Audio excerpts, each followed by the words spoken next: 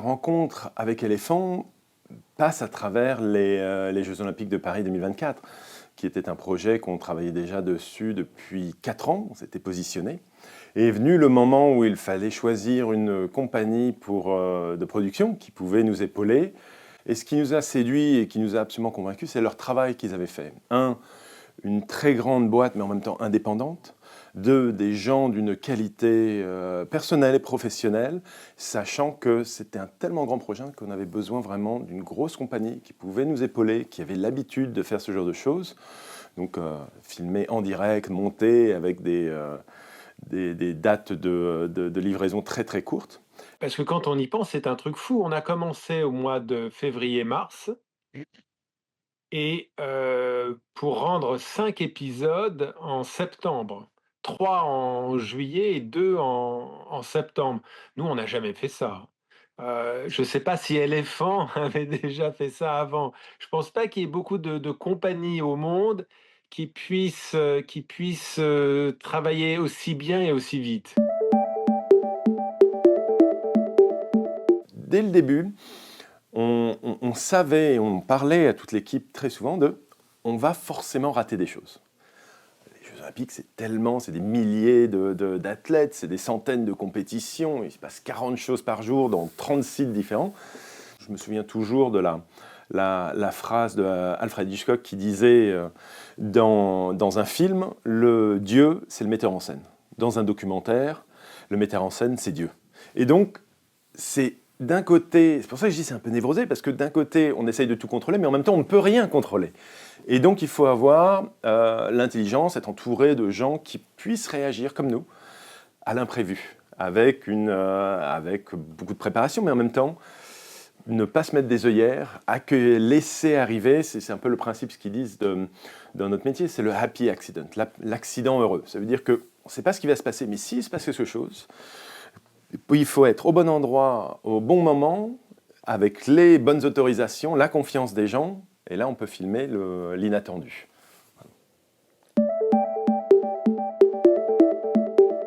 Dès qu'on commence un documentaire, le plus important pour nous, c'est évidemment les gens qu'on rencontre et les gens qu'on va suivre et les gens qu'on va faire découvrir à l'audience. Et là, c'est toujours la même chose. Il faut que Jules et moi tombions amoureux de ces gens-là. Il faut qu'il y ait vraiment une affinité où on se dit: «Waouh, ce sont des gens qui sont magnifiques, qui sont beaux, qui voilà, qui nous épatent, qui nous interloquent, qui nous» et c'est toujours la même chose. Voilà, on est incapable de suivre quelqu'un qu'on n'aimerait pas.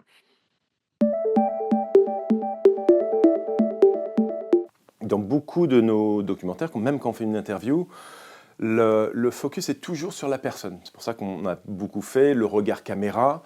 C'est ce principe qui happe un peu l'attention et donc qui se concentre là-dessus. Et donc, de temps en temps, on va rentrer un esthétisme très discret, justement pour se concentrer sur cet être humain qui est au milieu de tout ça. Et donc, on est peut-être un peu prévisible, mais c'est toujours un peu notre ligne directrice dans tout ce qui nous passionne.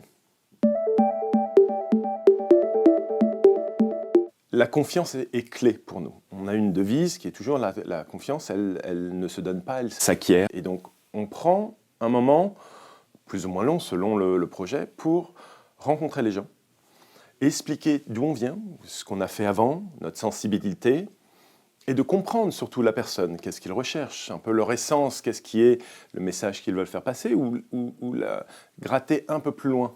Et il faut prendre le temps de découvrir les gens, ça met du temps. Moi, je suis un peu vieux jeu, donc j'ai été élevé on fait ça autour d'un café, un verre de vin, un bon repas.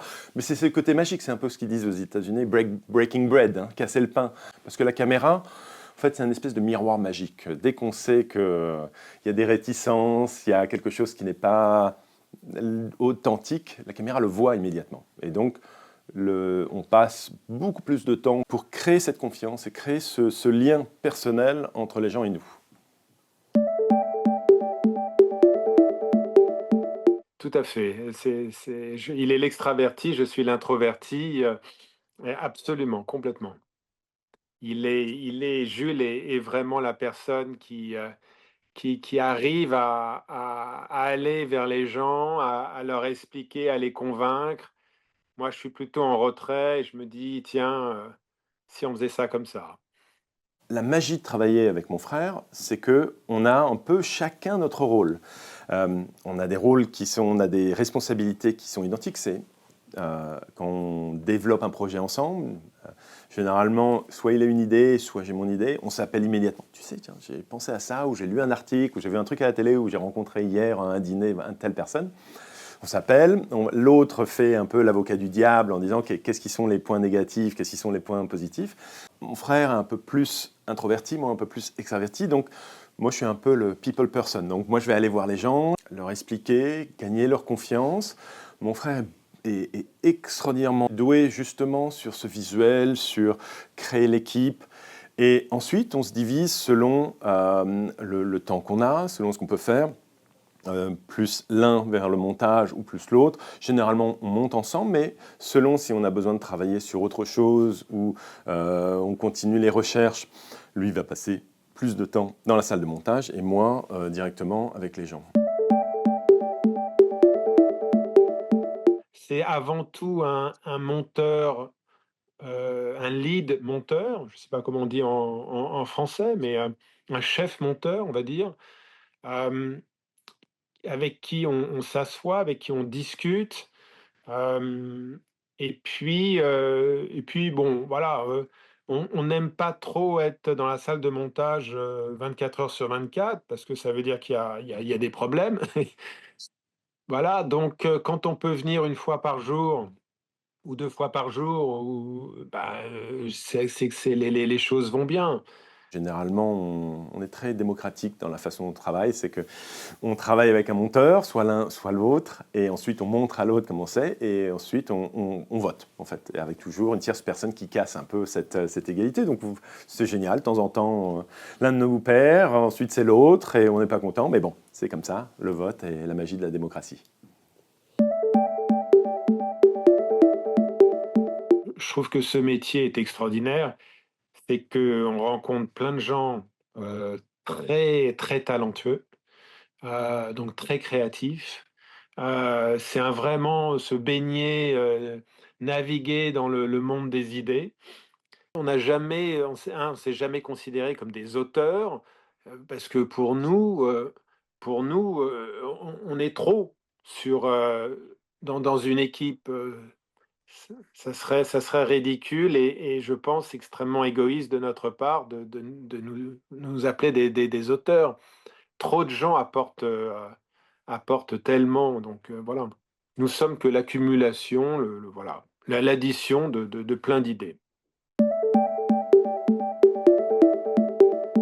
Il y a beaucoup plus de documentaires. Les documentaires sont devenus en fait des choses qui deviennent un peu les water cooler conversations, comme on dit aux États-Unis. C'est là où le lendemain, on va en parler en prenant un café. On dit, oh, bah, t'as vu le dernier épisode de la série, que ça soit Tiger King ou que ça soit Wild Wild Country ou n'importe autre chose. C'est devenu quelque chose qui est vraiment au même titre qu'une série télévision, enfin d'une série fiction ou d'un film, a le même intérêt, avec une très très grande démocratisation du procédé et des gens. Et donc forcément, ça apporte un nouveau regard, avec des formats plus courts, des formats sériels, à travers les plateformes, à travers les réseaux sociaux.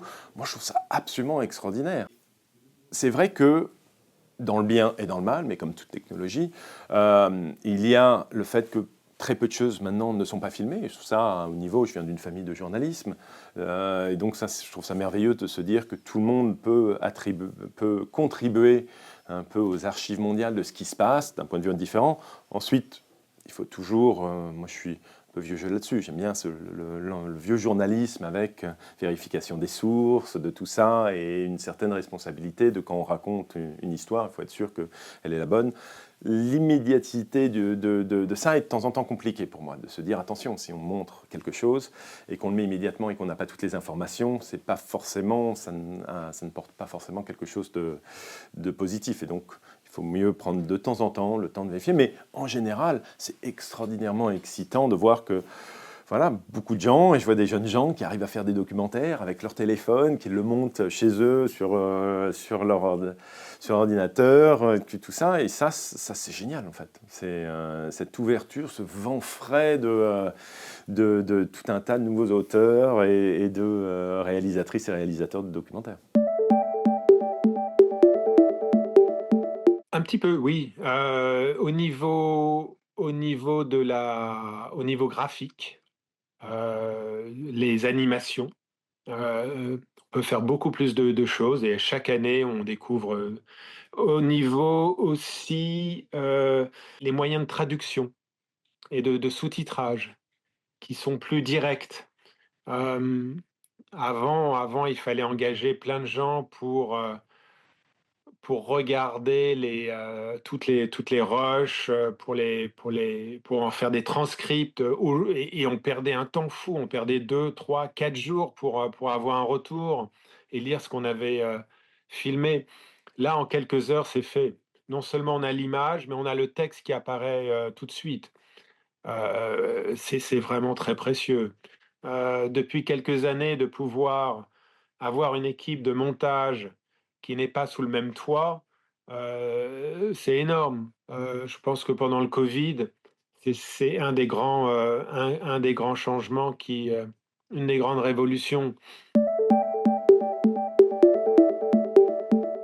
Alors, l'IA, forcément, arrive maintenant, qu'on le veuille ou pas. Mais de toute façon, c'est le principe de la technologie. La technologie, elle est là, on ne remet pas on peut pas aller en arrière. Donc, elle va arriver.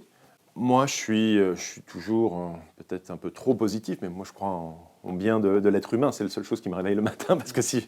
Donc, je me dis quand même, oui, il y a le pire est possible, mais le meilleur est toujours présent. Donc, je suis rempli d'espoir. Je pense que c'est ce qu'on en fait nous qui va décider. L'intelligence artificielle, elle n'est ni bien ni mal. C'est la personne qui l'utilise qui va la rendre d'un côté ou de l'autre. Il y a un support qu'on découvre et qu'on aime beaucoup, qui est celui de la publicité. Parce que c'est un petit peu c'est comme la cour de récréation où on peut tout se permettre. On sait que, voilà, la cour de récréation, elle dure 15 minutes, et pendant ces 15 minutes, on peut jouer à tout ce qu'on veut. C'est vraiment la cour des idées, en fait. Faut faire quelque chose dans un temps qui est relativement court. Une production de films publicitaires, c'est beaucoup plus court qu'un production, de films de documentaires ou de séries. Mais là, il y a tellement de possibilités que dans un film publicitaire, ou même un documentaire publicitaire. Hem, c'est oui, c'est ce qu'en ce moment on recherche le plus. C'est ce qui nous fait le plus marrer. Je pense que comme tout réalisateur, on rêve de faire de la fiction. Et c'est vrai que là, on se rapproche et on se dit, mais il est temps en fait de faire ça. C'est trouver le bon projet en fait. On revient aux mêmes critères qu'on a. On doit tomber amoureux d'une histoire. C'est vrai que nous, on est surtout dans nos histoires doivent être toujours positives, même dans des histoires terribles, telles que le 13 novembre. C'était toujours trouver la lumière dans la pénombre, toujours trouver un peu le beau dans l'horreur. Et donc, si l'histoire nous convient, je pense que faire ce plongeon dans la fiction est forcément un rêve qu'on a et que d'écrire les dialogues, de développer, tout ça, c'est en même temps dantesque et effrayant et en même temps fascinant. Et voilà. Vu qu'on aime bien passer un peu de la terreur à l'extase, je pense qu'on est prêt pour la fiction. Il faut d'abord avoir une idée. Il faut d'abord ensuite, il faut chercher, l'exclusivité sur cette idée ou une forme d'exclusivité. Comme ça, personne ne peut vous prendre l'idée. Une fois qu'on a l'histoire sur, 2 ou 3 feuilles en synopsis avec une forme d'exclusivité des personnes qu'on veut suivre, ou des archives qu'on a réussi à se procurer que personne d'autre aurait, hem et ben, on fait le tour des networks et des plateformes, si possible avec, une maison de production. Hem, Là, ce qui est difficile, c'est de ne pas se faire, manger. D'abord avec la maison de production avec qui vous signez, parce qu'il faut pas qu'il, voilà, il faut qu'il réalise que c'est vous qui êtes à l'origine de cette idée, il faut qu'il réalise que c'est vous qui avez l'exclusivité. Heu, donc il faut être bien conseillé sur le contrat, que vous allez signer avec la maison de production et là, la maison de production est assez essentielle à voilà, à vous faire rencontrer les plateformes et les networks et à s'assurer que vous n'allez pas être, mangé par la plateforme ou le network. Moi, quand j'ai commencé, c'était la même chose. On se dit: «Mon Dieu, j'ai une idée, mais il va falloir que je demande à cette personne ou je me rapproche de cette histoire» et on est un peu intimidé. Mais est-ce que qui je suis pour pouvoir essayer de faire quelque chose comme ça? Et ce que je dirais, c'est que essayez. Le pire des choses qu'on va vous dire, c'est non. C'est pas grave. Les Américains ont une expression qui est extraordinaire et que je pense qui représente assez bien les États-Unis. C'est fail upward, se planter vers le haut. C'est qu'en fait, l'échec, le refus, est un apprentissage. Lancez-vous et vous verrez, vous apprenez, et à chaque chose est une leçon où on apprend un peu plus à être OK, bon, je serai mieux sur mon prochain coup de fil, ou ah oui, d'accord, j'ai peut-être été maladroit là. Mais si on n'essaye pas, on ne peut pas grandir, on ne peut pas avancer et ne pas avoir peur de l'échec. Voilà. L'échec, c'est pas un gros mot, au contraire. C'est bien, ça forme, ça nous remet en question et c'est un outil de maturité fantastique.